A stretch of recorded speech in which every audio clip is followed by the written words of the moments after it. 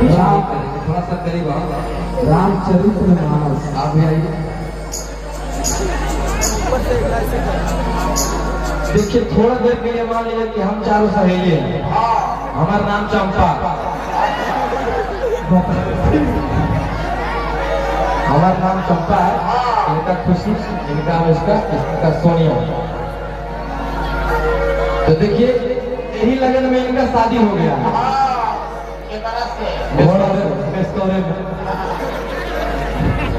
इनका शादी हो गया है तो और सुहाग रात की रात है। जो घटना घटा है तो खुशी जी के पास आके बोली है, मेरी सहेली जो है इसका आके बोली है, बहुत प्यार से बोली है। और की घूम घटा उठाने में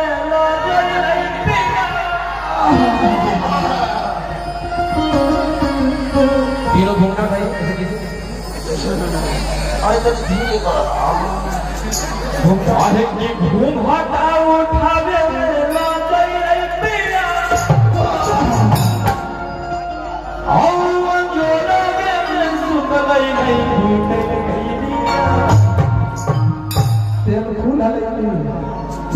ये गमछिया साफ नहीं करते, सनी लोग ये सब महक रहा है। दूसरा है पूरा महक रहा, पता ना क्या करते हैं, कुछ और लाइए कोई और दूसरा दिन और इसमें महक देता है, बंद करके फेंक देता है। अरे कि घूम घटा उठावे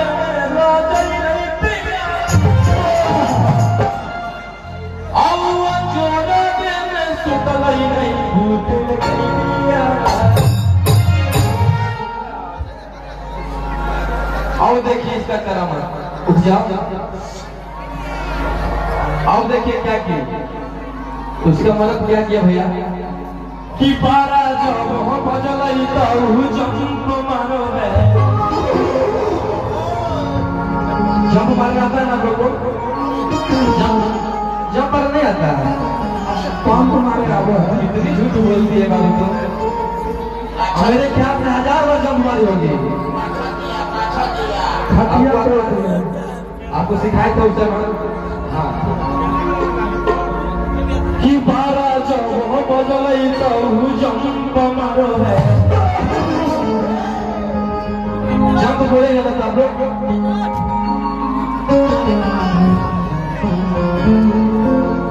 कि बारा जब हो बजलई तो जंप मारो है।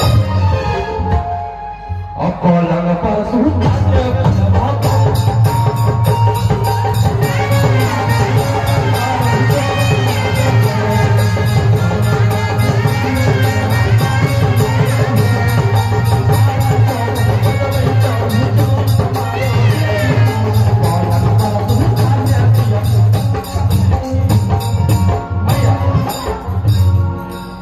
अब यही गाना गा के भैया हमारा भाई बहन चाची सब डांस करती है तो कैसे करते हैं, कैसे करेंगे कब कीजिएगा आप लोग कि बारा जो बजलई तो जंप मारो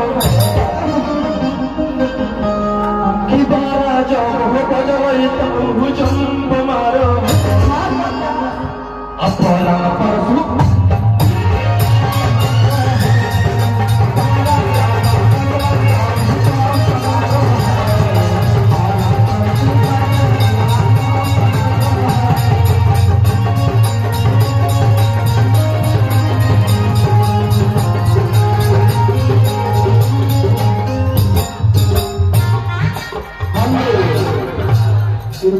और की घूम हटा उठावे लो जई पिया और मंगेरा में सुतलई नहीं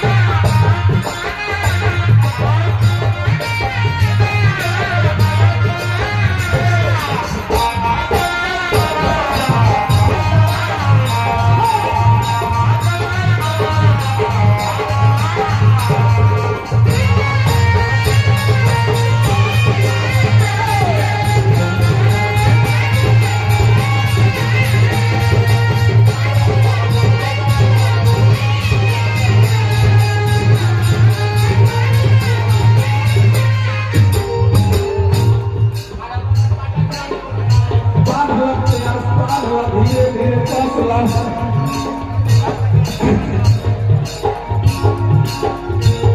आज कौन तुम्हारा हो रही हो क्या भैया से नथिया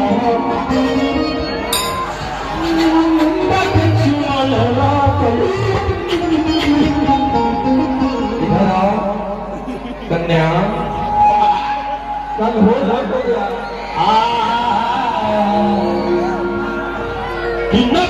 से नथिया पक चुमल पिया पिया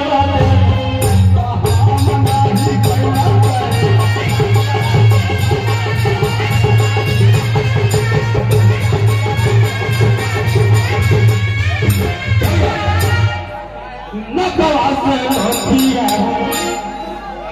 पक चुमल पिया पिया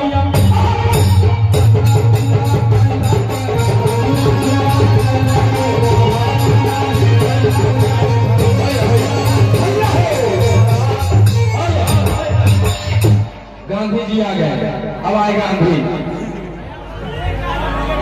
खालीपन से बॉल लगाने के लिए दूसरों को बॉल लगा देंगे। बता जी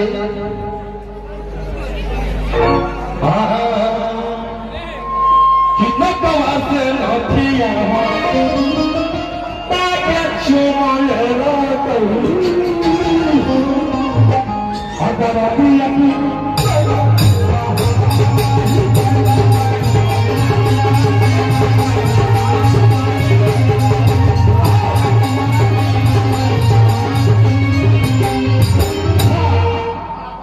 अब इधर साइडों में साइडों